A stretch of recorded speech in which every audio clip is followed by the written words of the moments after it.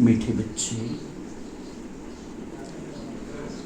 बाप को तुम बच्चे ही प्यारे हो, बाप को तुम बच्चे ही प्यारे हो। बाप तुम्हें सुधारने के लिए श्रीमत देते हैं। सदा ईश्वरीय मत पर चल स्वयं को पवित्र बनाओ। प्रश्न, विश्व में शांति की स्थापना कब और किस विधि से होती है? उत्तर, तुम जानते हो विश्व में शांति तो महाभारत लड़ाई के बाद ही होती है, लेकिन उसके लिए तुम्हें पहले से ही तैयार होना है। अपनी कर्मातीत अवस्था बनाने की मेहनत करनी है। सृष्टि के आदि मध्य अंत का ज्ञान सिमरन कर बाप की याद में संपूर्ण पावन बनना है, तब इस सृष्टि का परिवर्तन होगा।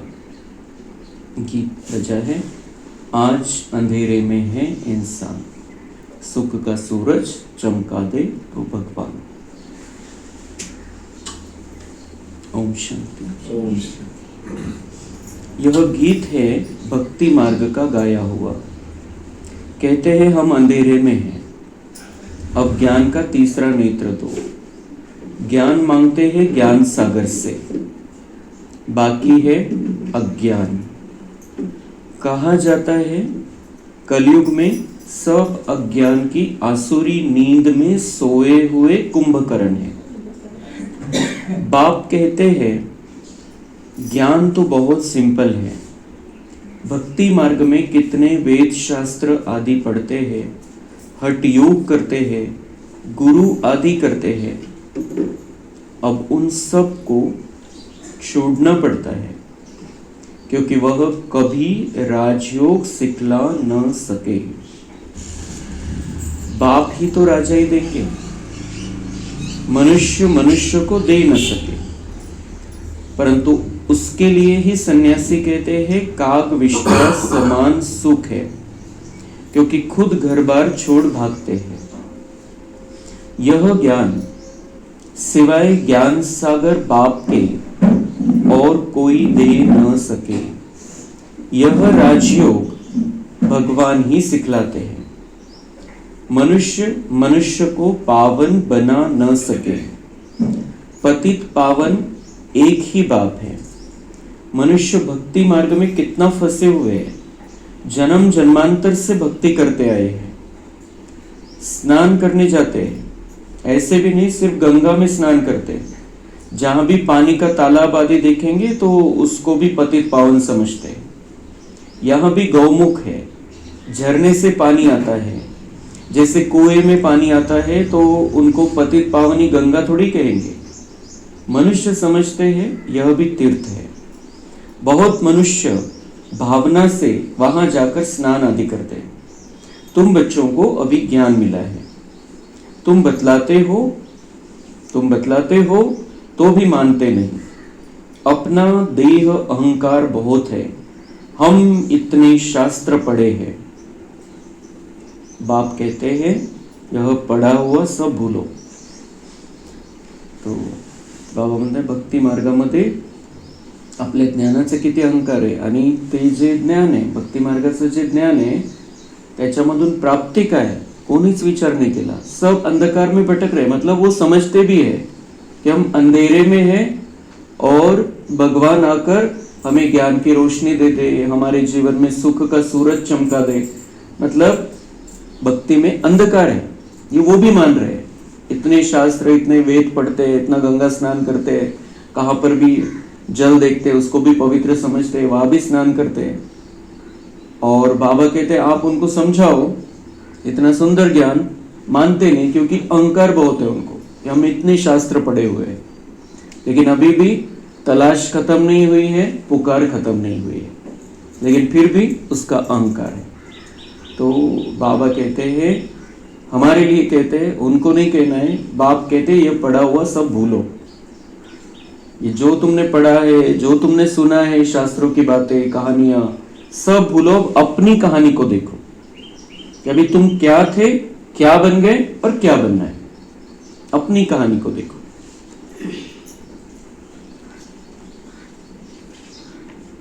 कई है जो तुम्हारी बातों पर विश्वास नहीं करते।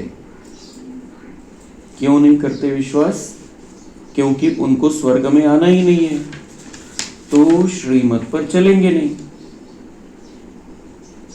तर किती जण आहे ज्यांना आपण सांगतो, बरं वाटतं काही काहींना, आणि जेव्हा ते आपला त्याग बघतात, हे सोडलं ते सोडलं, तेव्हा मग ते आपल्याला विरोध करतात की असं कसं चालेल, असं कसं होईल। तो क्यों? बाबा कह रहे वो विश्वास नहीं करते तुम्हारी बातों पर कि अभी दुनिया परिवर्तन होने वाली है, सतयुग में हमको देवता बनना है, सतयुग आने वाला है, नई दुनिया आने वाली है, कलयुग का महापरिवर्तन होने वाला है।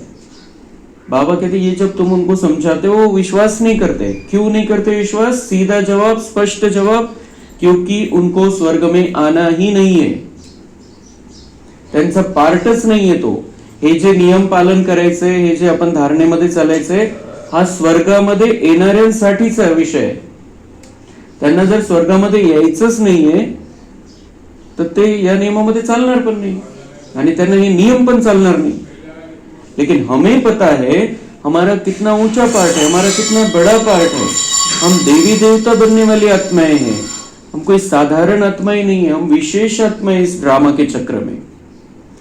तो हमें हमारा पक्का रखना है, मुझे क्या करना है। वो विश्वास रखे न रखे, उनका पार्ट, उनका ड्रामा है। वो स्वर्ग नहीं देखने वाले हैं, सतयुग त्रेता में उनका जन्म ही नहीं हुआ है। अगर उन्होंने वो दुनिया ही नहीं देखी है तो विश्वास क्यों करेंगे? वो त्या आत्म्यामध्ये रेकॉर्डिंगच नहीं है ती।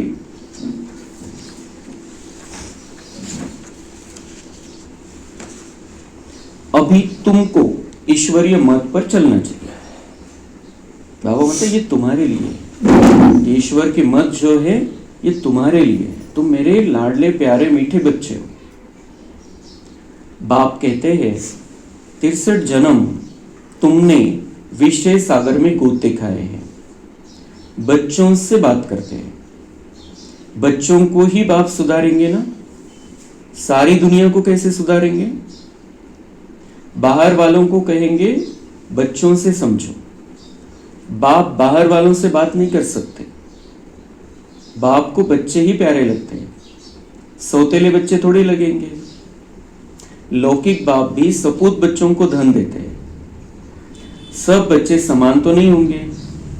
बाप भी कहते जो मेरे बनते हैं उन्हों को ही मैं वर्षा देता हूं, जो मेरे नहीं बनते हैं वह हजम नहीं कर सकेंगे, श्रीमत पर चल नहीं सकेंगे।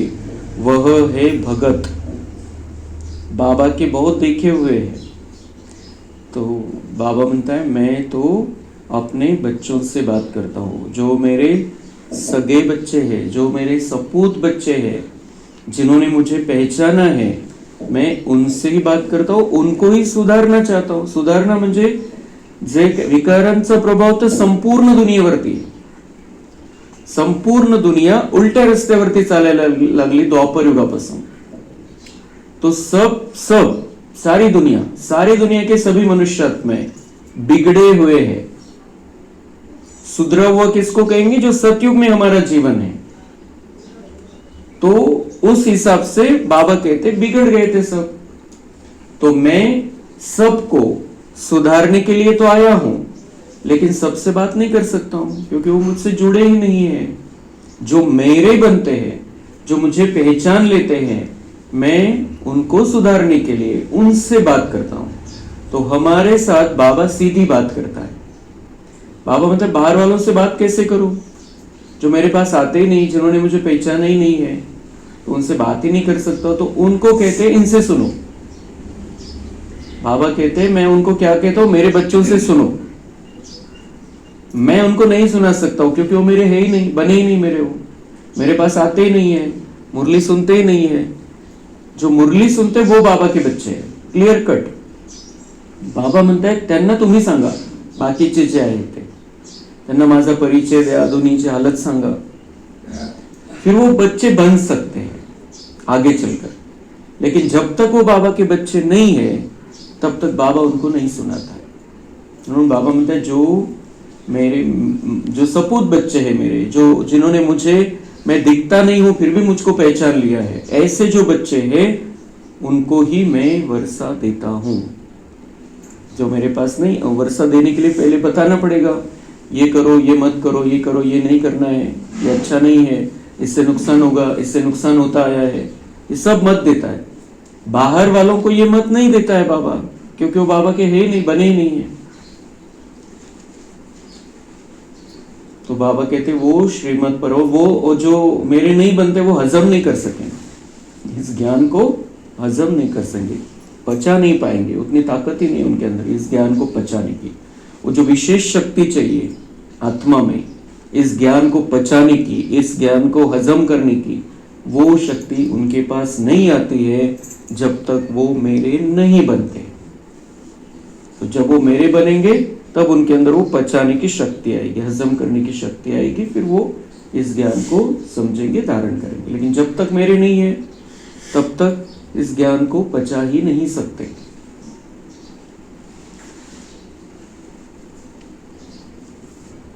तो वो कौन है जो श्रीमत पर नहीं चलते हैं? वो भगत है बाबा के, बच्चे नहीं। बाबा के बहुत देखे हुए हैं, कोई बड़ा सन्यासी आता है तो बहुत उनके फॉलोअर्स होते हैं, फंड, चंदा, पैसे इकट्ठा करते हैं, अपनी अपनी ताकत अनुसार फंड्स निकालते हैं। यहाँ बाप तो ऐसे नहीं कहेंगे फंड्स इकट्ठा करो, नहीं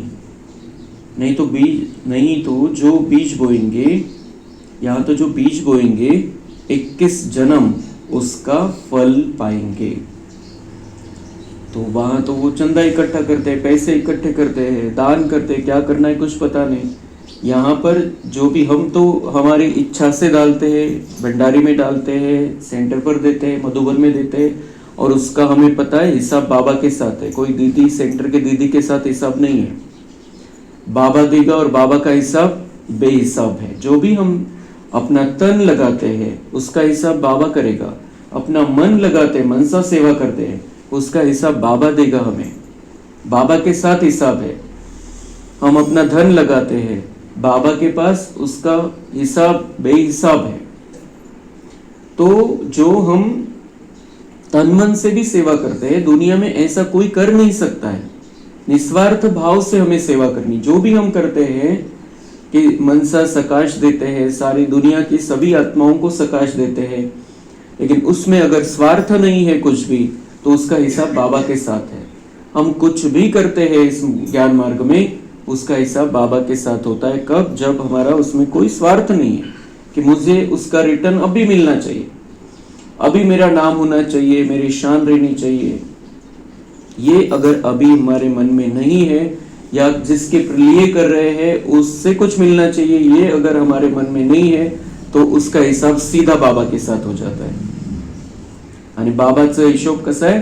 पद्मा पदम गुना बना कर दे देता है हमें।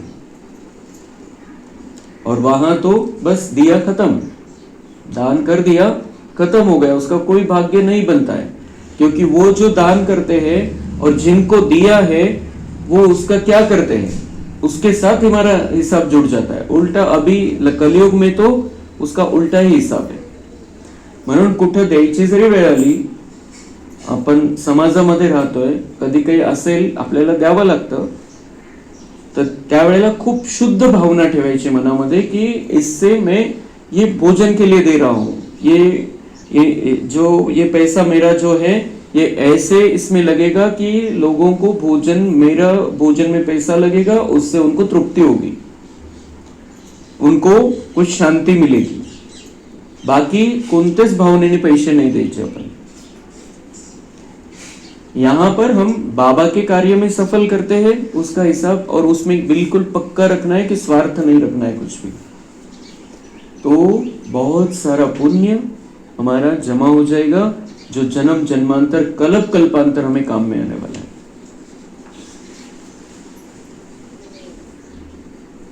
राजाओं को भी सन्यासी लोग सन्यास कराते हैं, तो उनको कहते हैं स्त्री तो सर्पिणी है।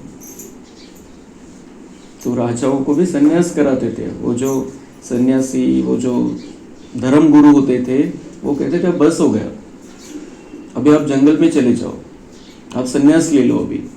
क्या कहते थे उनको? स्त्री तो सर्पिनी है। और फिर पुरुष कौन है? स्त्री तो सर्पिनी है कहते थे उनको। लेकिन द्रौपदी ने तो पुकारा है। स्त्री अगर वैसी है तो द्रौपदी ने क्यों पुकारा फिर? दुशासन मुझे अपवित्र करते हैं, अब भी अबलाएं कितना पुकारती है, हमारी लाज रखो। बाबा यह हमको बहुत मारते हैं, कहते विष दो नहीं तो खून करता हूँ, बाबा इन बंधनों से छुड़ाओ। बाप कहते बंधन तो खलास होने ही है, फिर 21 जन्म कभी अपवित्र नहीं होंगे, वहाँ विकार होता नहीं है। इस मृत्यु लोक में यह अंतिम जन्म है, यह है ही विशेष वर्णिकारी दुनिया है। यहाँ के बंधन समाप्त करने हैं, पवित्रता में रहना है, तो बहुत शक्तिशाली स्थिति में रहना पड़ता है। और बाबा जिनका निश्चय पक्का है उनको बाबा पूरी मदद करता है और उनका जीवन पवित्र हो जाता है।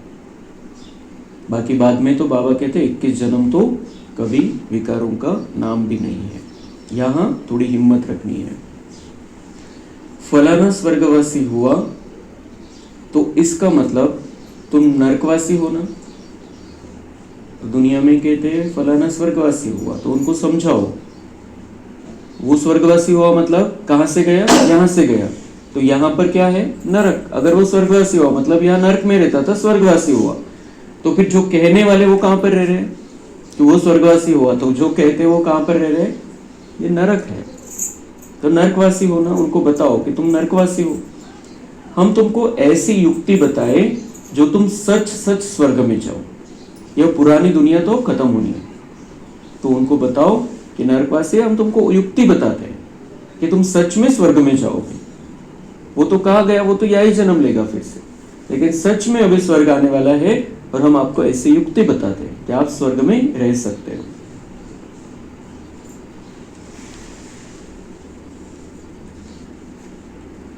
यह पुरानी दुनिया तो खत्म होनी। इस लड़ाई के बाद विश्व में शांति होनी है। 5000 वर्ष पहले मौफिक वहां एक ही आदि सनातन देवी देवता धर्म था।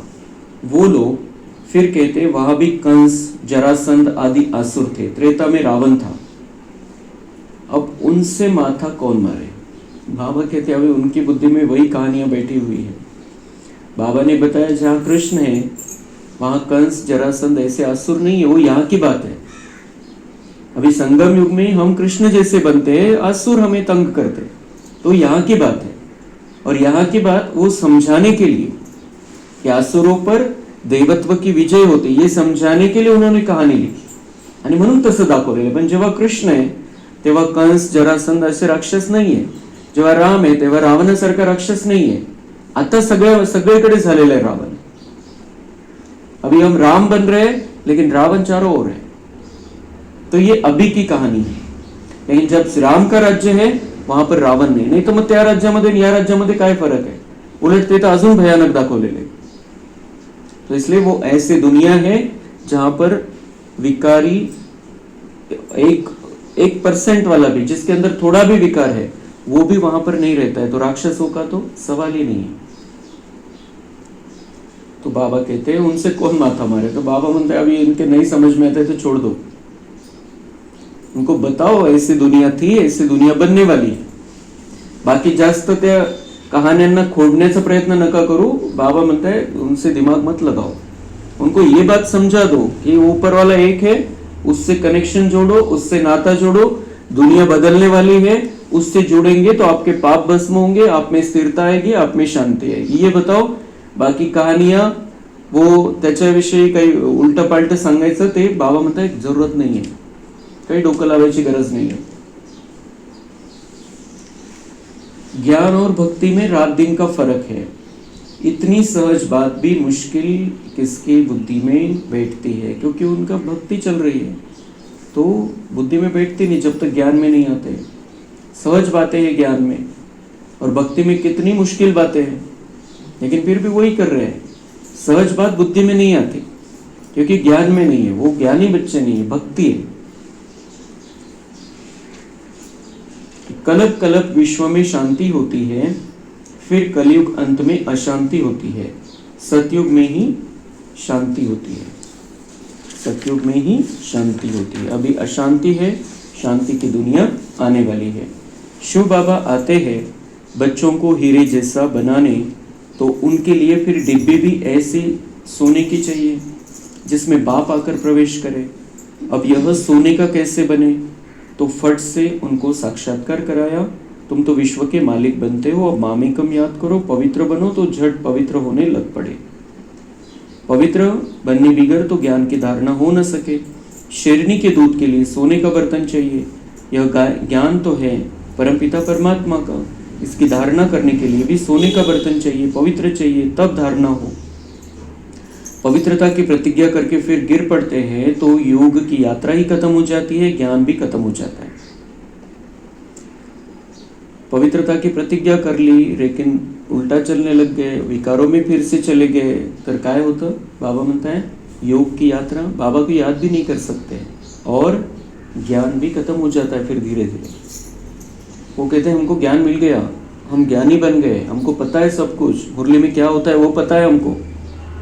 वो कब कहने लगते हैं? जब याद की यात्रा खत्म हो जाती है, जब बाबा की, और जब मुरली छूटती है तो याद भी खत्म हो जाती है, फिर याद खत्म हो जाती है, मुरली की बातें भी भूल जाते, जो सुना था पहले वो ज्ञान भी भूल जाता है।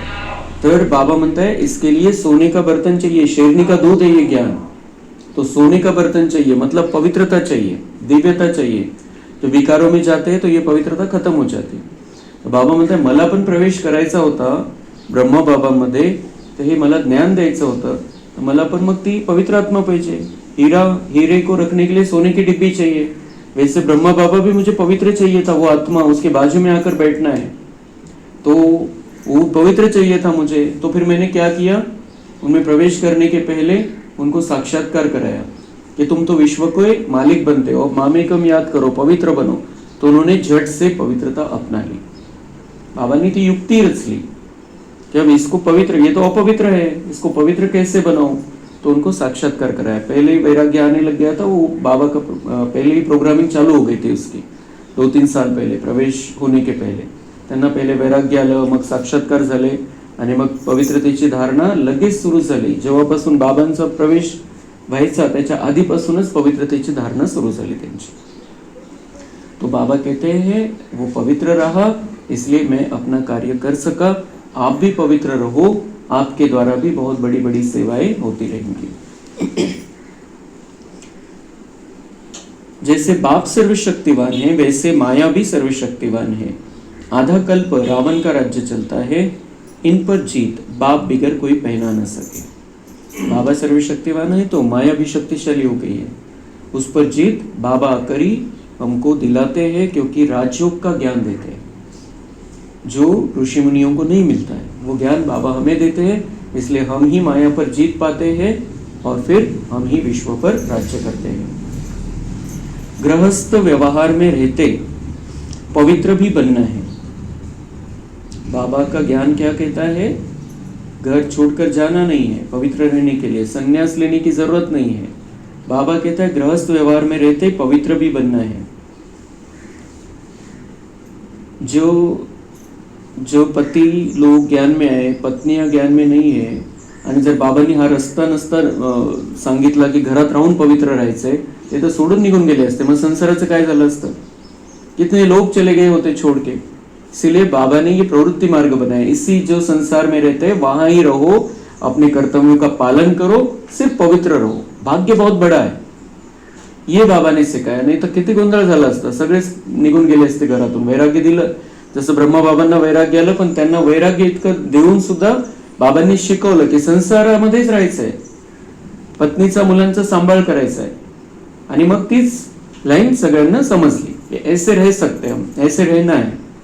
नहीं तो बाबा ने ब्रह्मा बाबा का भी उदाहरण रखा होता कि इसने पत्नी बच्चों को छोड़ दिया, ये अलग हो गया, तो फिर और भी गड़बड़ हो जाती। इसलिए बाबा ने वहां से ही शुरुआत की, और फिर इसीलिए ये सब बहुत बड़ा ये बाबा का उपकार है। जो पत्नियां ज्ञान में नहीं आती है पहले, अगर भाई लोग आ जाते तो वो तो सब संसार, सगळ्या संसाराची घडीच विस्कटली असती, आणि बाबांनी हे नाही शिकवलं। बाबा ने कहा कि गृहस्थ व्यवहार में रहते पवित्र भी बनना है। सन्यासी तो कहते हैं दोनों इकट्ठे रहकर पवित्र नहीं रह सकते. संन्यासी क्या कहते, दोघं जर सोबत आहे तर पवित्र राहू शकत नाही आणि मग काहीच प्राप्ती होणार नाही, तुम्हाला जंगलमध्ये जावं लागेल, तिला सोडावं लागेल. लेकिन बाबा ऐसा नहीं सिखाता है. फिर बाबा कहते उनको जवाब दो तुम, जो सन्यासी जो साधु जो कहते तुमको कभी ऐसा, उनको जवाब दो, कहो तुमको तो कोई प्राप्ति नहीं है तो कैसे रहेंगे. तुम्हाला प्राप्ती नाही म्हणून तुम्ही दोघे एकत्र राहून पवित्र नाही राहू शकत. तुम्हाला माहितीच नाही प्राप्ती काय, तुम्हाला प्राप्ती होणारच नाहीये, तुमचा तो संन्यास मार्ग आहे आणि म्हणून तुम्ही घरात राहून पवित्र नाही राहू शकत. तुम्हाला प्राप्ती ती लालच नहीं देती. वो प्राप्ति जिसके मन में है वो उसको लालच है कि मैं देवता बनने वाला हूं, इसलिए वो घर में रह के पवित्र रह सकता है. लेकिन उनकी बुद्धि में वो लालच है ही नहीं, उनको पता ही नहीं है, उनका भाग्य ही नहीं है. तो बाबा कहते हैं उनको ये समझाओ कि कहो तुमको तो कोई प्राप्ति नहीं तो कैसे रहेंगे. यहाँ तो विश्व की बादशाही मिलती है, हम क्यों रहते हैं, हमको विश्व की बादशाही मिलने वाली है. इसमें घर में पति पत्नी साथ में रहते हुए पवित्र रहते हैं, क्योंकि हमको पता है हमको इससे प्राप्ति कितनी बड़ी होने वाली है. बाप कहते हैं मेरे खातिर कुल की लाज रखो. बाबा कहते हैं अभी इतना एक जन्म, और एक जन्म भी कितना, अभी ये 2-5 वर्ष जो रहे हैं, उतना मेरे खातिर कुल की लाज रखो. हम ब्राह्मण कुल में आए हैं, कुल की लाज रखो. शिव बाबा कहते इनके दाढ़ी की लाज रखो, इनके दाढ़ी की लाज रखो. ब्रह्मा बाबा की दाढ़ी की लाज रखो. यह एक अंतिम जन्म पवित्र रहो तो स्वर्ग के मालिक बनेंगे. एक अंतिम जन्म पवित्र रहो तो स्वर्ग के मालिक बनेंगे. ये बाबा ने हमको सिखाया. बाबा ने नहीं सिखाया घर संसार को तोड़ दो, इनको छोड़ दो, कर्तव्य सोडून पळून जा.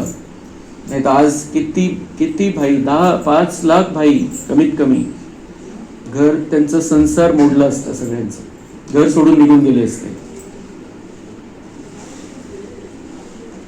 तो एक अंतिम जन्म पवित्र रहो तो स्वर्ग के मालिक बनेंगे. अपने लिए ही मेहनत करते हैं, दूसरा कोई स्वर्ग में आ नहीं सकता. यह तुम्हारी राजधानी स्थापन हो रही, तुम अपने लिए कर रहे हो. बाप सभी झंझटों से छुड़ा देते. कितनी सारी झंझटें हैं दुनिया में, धर्मामध्ये, राजकारणामध्ये काय काय चाललेलं आहे, इन सभी झंझटों से बाबा हमें छुड़ा देते हैं. 3000 वर्ष फिर कोई लड़ाई नहीं होगी. 2500 वर्ष नहीं कह रहा है बाबा, 3000 पुढचे 500 वर्ष पण लढाई नाही होणार, काही नंतर सुरू होईल. 3000 वर्ष फिर कोई लड़ाई नहीं होगी, जेल आदि नहीं रहेगा, कोर्ट आदि कुछ नहीं होगा. वहां तो सुख ही सुख है. इसके लिए पुरुषार्थ करना है. मौत सिर पर खड़ा है, याद की यात्रा से विक्रमाजित बनना है. तुम ही मैसेंजर्स हो जो सबको बाप का मैसेज देते हो कि मन मना भव. अभी हमें विक्रमाजित बनना है और सबको ये बाबा का संदेश सुनाना है कि अभी भगवान को याद करो, मन मना भव. अच्छा, मीठे मीठे सिक्के लधे बच्चों प्रति माता पिता बाप दादा का याद प्यार और गुड मॉर्निंग. रूहानी बाप की रूहानी बच्चों को नमस्ते. हम रूहानी बच्चों की रूहानी बाप दादा को याद प्यार गुड मॉर्निंग नमस्ते. वाह बाबा वाह, शुक्रिया बाबा शुक्रिया. वरदान है हर शक्ति को कार्य में लगाकर वृद्धि करने वाले श्रेष्ठ धनवान व समझदार भव. जो शक्तियां मिलती है उन्हें हमें कार्य में लगाना है, मतलब जिसको जो चाहिए वो देते रहना है, अपने जीवन में भी यूज करना है और इन शक्तियों का सबको जो वरदान के रूप में देना है, मुक्ति जीवन मुक्ति के रूप में देना है, शक्तियाँ फैलानी है, शक्तिशाली स्थिति अपनी रखनी है. स्लोगन है शुद्ध संकल्पों को अपने जीवन का अनमोल खजाना बना लो तो माला माल बन जाएंगे. और शुद्ध संकल्पों का खजाना हमें मुरली से मिलता है. यही शुद्ध संकल्प का खजाना है. मुरलीचे जे महावाक्य आहे त्याच्यावरती आपलं चिंतन मंथन करून पक्का करायचं आहे.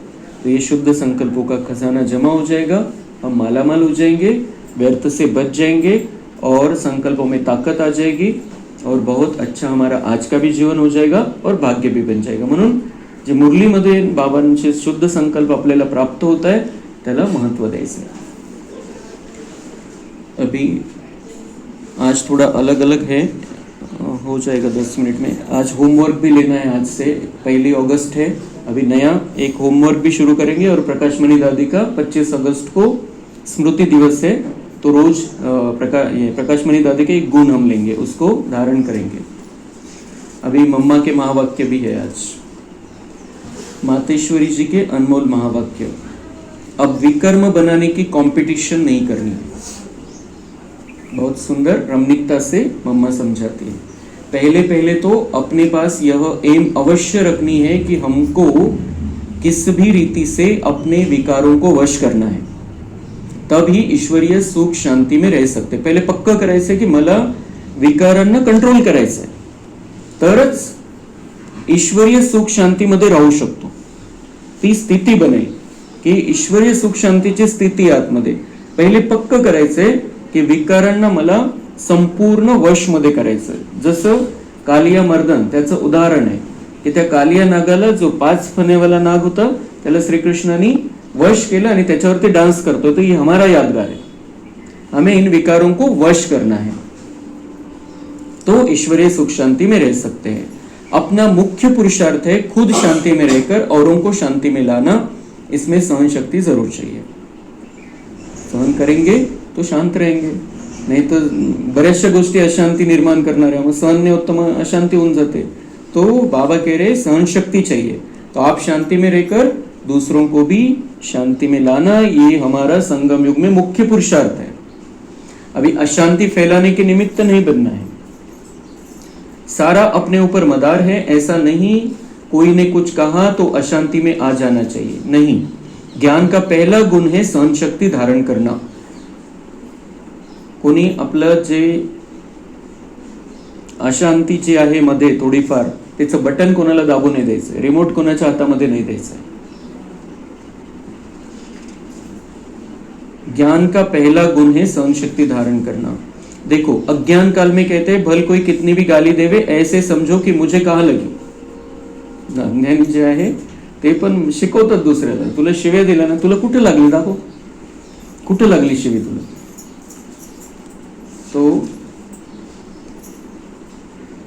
भल जिसने गाली दी वो खुद तो अशांति में आ गया, उन्हों का हिसाब किताब अपना बना, लेकिन हम भी अशांति में आए, कुछ कह दिया तो फिर हमारा विकर्म बनेगा। उसका बन गया, उसने गाली दी, उसका जो हिसाब बनना था उसने या तो हमने दी होगी पहले तो उसने रिटर्न कर दिया, नहीं तो उसका हिसाब किताब बना। लेकिन हम भी अशांति में आए, कुछ कह दिया तो फिर हमारा विकर्म बनेगा। आपलं पापाचं खातं तर बनणार आहे पक्क, आपण जर काही त्याला उलट उत्तर दिलं तर त्या पद्धतीचं। तो विकर्म बनाने की कॉम्पिटिशन नहीं करनी है, तो बनवतोय विकर्म, तुम्ही त्या स्पर्धेत नका भाग घेऊ की मला त्याच्यापेक्षा जास्त विकर्म पाप करे, त्याने पाप केलं तुम्ही पण पाप करा, या स्पर्धेत नका भाग घेऊ। अपने को तो विकर्म को भस्म करना है, न कि बनाना है। ऐसे विकर्म तो जन्म जन्मांतर बनाते आए और दुख उठाते आए, ये तो करत आले। त्याने जसं केलं जसं तसं तुम्ही उत्तर दिलं, ऐसे पाप तो करते आए और दुख उठाते आए, उसका तो भोग रहे हम दुख। फिर अब तो नॉलेज मिल रही है, इन 5 विकारों को जीतो। विकारों का भी बड़ा विस्तार है, बहुत सूक्ष्म रीति से आते हैं। कब ईर्ष्या आ जाती है तो सोचते हैं इसने ऐसा किया तो मैं क्यों ना करूं, बहुत बड़ा विस्तार है। ईर्ष्या आ जाती है, ऐसी है, इसने ऐसा किया तो फिर मुझे भी करना है, इन्हें असं दाखवलं, याच्याकडे हे मला पण ते घ्यायचं आहे, तो ये विस्तार। यह है बड़ी भूल, अपने को तो अभूल बनाने। आता कोणतीच चूक नहीं करायची, ये सगळे चुका झालेले आहेत द्वापरपासून। बाबा ने जो समझा है उस पर चलना है, वही मम्मा समझा रही है। अगर कोई ने कुछ कहा तो ऐसे समझो यह भी मेरी परीक्षा है, कितने तक मेरे अंदर सहन शक्ति है। सहन शक्ति की परीक्षा होती है। अगर कोई कहे मैंने बहुत सहन किया, एक बारी भी जोश आ गया तो आखिरी फेल हो गया। बहुत सहन किया, 99 वेळा सहन केला आणि एकदा जोश मध्ये आले तो फेल। मतलब कभी भी हमें जोश में आना नहीं है, स्थिर रहना है, शांत रहना है, योग युक्त रहना है, बाबा के साथ स्नेह में रहना है, सहन शक्ति पूरी रीति से धारण करनी है। जिसने कहा उसने अपना बिगाड़ा, परंतु अपने को तो बनाना है न कि बिगाड़ना है। इसलिए अच्छा पुरुषार्थ कर जन्म जन्मांतर के लिए अच्छी प्रारब्ध बनानी है, बाकी जो विकारों के वश है गोया उनमें भूत प्रवेश है। भूतों की भाषा ही ऐसे निकलती है। जो विकारों के वश है मम्मा कहते हैं उनमें तो भूत है, और भूत की भाषा कैसे होगी फिर? तो हमें देखना है मेरे अंदर कोई भूत नहीं है, वैसा किसी ने बोलना नहीं चाहिए भूत अलग का है तुझा मत। परंतु जो देवी सोल्स है उनकी भाषा देवी ही निकलेगी। हम कौन से हैं? हम दिव्य आत्माएं हैं। हमारी भाषा देवताओं जैसी निकलनी चाहिए। और भाषा कहाँ से शुरू होती है? संकल्पों से, वाइब्रेशन से, भावना से। तो उसमें भी दिव्यता होनी चाहिए, उसमें भी कोई भूत का वो नहीं होना चाहिए प्रभाव, किसी विकार रूपी भूत का। तो अपने को दैवी बनाना है, न कि असुरी। दैवी बनाना है, असुरी नहीं बनाना है अपने को। अच्छा, ओम शांति। अव्यक्त इशारे आज से अभी संकल्पों का चल रहा था जुलाई महीने में, अभी परमात्मा प्यार का है अव्यक्त इशारा। सहयोगी बनना है तो परमात्मा प्यार के अनुभवी बनो। परमात्मा प्यार के अनुभवी बनो तो इसी अनुभव से सहयोगी बन उड़ते रहेंगे। परमात्मा प्यार उड़ाने का साधन है। उड़ाने वाले कभी धरनी के आकर्षण में, उड़ने वाले कभी धरनी के आकर्षण में आ नहीं सकते। माया का कितना भी आकर्षित रूप हो, लेकिन वह आकर्षण उड़ती कला वालों के पास पहुंच नहीं सकता। परमात्मा के प्यार में है, और क्यों प्यार करना है हम रोज समझते हैं। तो सहयोगी जो है उसका बाबा से सदा प्यार रहेगा, और जिसका प्यार है उसका सहयोग भी रहेगा। तो ये परमात्मा प्यार उड़ाने वाला है। हम धरनी के आकर्षण से, धरनी वालों के आकर्षण से दूर रहेंगे। यहाँ का प्रभाव हम पर नहीं पड़ेगा। विकारों का प्रभाव, जो परिस्थिति है दुखदायी, उसका प्रभाव, तबीयत का प्रभाव हम पर नहीं पड़ेगा। हम आत्माएं उड़ती रहेंगे। अगर बाबा से प्यार है तो उड़ते रहेंगे और किसी भी प्रभाव में नहीं आएंगे। तबीयत भी अच्छी होती जाएगी और शक्तिशाली आत्मा भी होती जाएगी।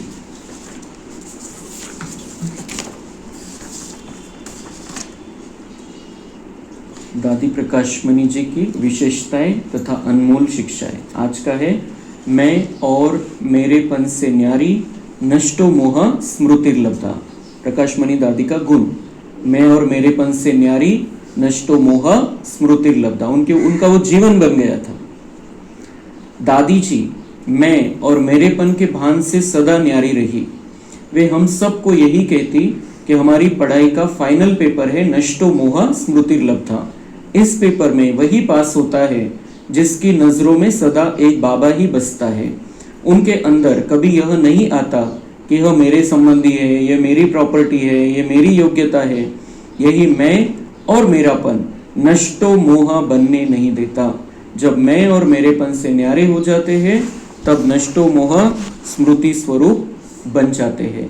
फिर नव निर्माण का कार्य सहज होने लगता है। मैं और मेरेपन से मुक्त होंगे तो नव निर्माण जो बाबा करना चाह रहा है हमारे द्वारा, उसमें हम पूरी तरह से शामिल हो जाएंगे। अभी अगस्त महीने में होमवर्क शुरू करेंगे हम अभी आज से। सुख स्वरूप स्थिति के लिए साप्ताहिक पुरुषार्थ। तो ये 5 दिन रहेगा सुख स्वरूप स्थिति। सुख स्वरूप स्थिति में रहना है। त्याच्यासाठी गुण कोणता धारण करायचा आहे? आजचा गुण सारे दिन एक ही लगन रहे कि बाबा से मिले हुए खजानों को बांटने वाला उदार चित्त हूँ। बाबा से मिले हुए खजाने मुझे बांटणे, ये गुण धारण करना है। इतनी मैं उदार चित्तात्मा, इतकं उदार मन आहे माझं, मला सगळ्यांना द्यायचं है। उसके लिए शक्ति धारण करेंगे आज। मैं आत्मा बाबा से सर्व खजाने प्राप्त कर भरपूर हो रही हूँ। बांटेंगे कैसे? बाबा से मिल रहे हैं मुझे, मैं ले रही हूँ बाबा से। सुख शांति खुशी की शक्तियों से संपन्न बन सर्व आत्माओं को भरपूर कर रही हूँ। सभी आत्माएं खुशी से झूम रही। ऐसा देखना है कि सुख शांति शक्ति से संपन्न बनकर मैं सर्व आत्माओं को भरपूर कर रही हूँ। बाबा से मिल रहा है और मैं सबको देती जा रही हूँ, और सभी आत्माएं खुशी से। पुढचं रिझल्ट पण बघून घ्यायचं आहे की उनको मिल रहा है और वो खुश हो रहे हैं। मग चेकिंग करायची आज, मधून मधून चेकिंग करायची, संध्याकाळी पण चेकिंग, फाइनल चेकिंग करायची है। अपने मन वचन कर्म से सबको सुख दिया, दुख नहीं दिया किसी को, लेकिन सुख दिया अपने मन वचन कर्म से। सभी प्रश्नों से परे प्रसन्न चित्त और संतुष्ट रहे. काही प्रश्न आले मनामध्ये, काही डाऊट आले, संशय आला काही, कि अपन प्रसन्न है, हर बात को स्वीकार रहे हैं हम. और स्वीकारने के लिए जो हमने ड्रामा के जो संदेश सुने 10 कल, वो संदेश बहुत काम के हैं. वो अगर हम धारण कर ले तो संतुष्टता पूरी रीति से धारण हो जाएगी. तो सभी प्रश्नों से परे प्रसन्न चित्त और संतुष्ट रहे हम चेक करना है. अतीन्द्रिय सुख का अनुभव कितना होता है? इंद्रियों के सुख में के पीछे लगे हैं, कुछ चाहिए, या फिर अतीन्द्रिय सुख, बाबा से अंतर्मुखी होकर बाबा से ही सुख ले रहे, ये चेक करना है. और चौथा है इंद्रिय सुख की आकर्षण से मुक्त रहे, तो ये चेकिंग अपनी करती रहनी है. तो गुण है कि बांटना है, उदार चित्त हूँ, बाबा से शक्तियाँ मिल रही, गुण मिल रहे, सबको बांट रहा हूँ मैं और सब खुश हो रहे. और दादी का गुण है मैं और मेरेपन से मुक्त हो जाना है. और मम्मा ने बताया कि कंपटीशन नहीं करनी है, विकर्म बनाने की कंपटीशन. कोई गलत कर रहा है, आपको वैसा ही गलत नहीं करना है. अच्छा, ओम शांति.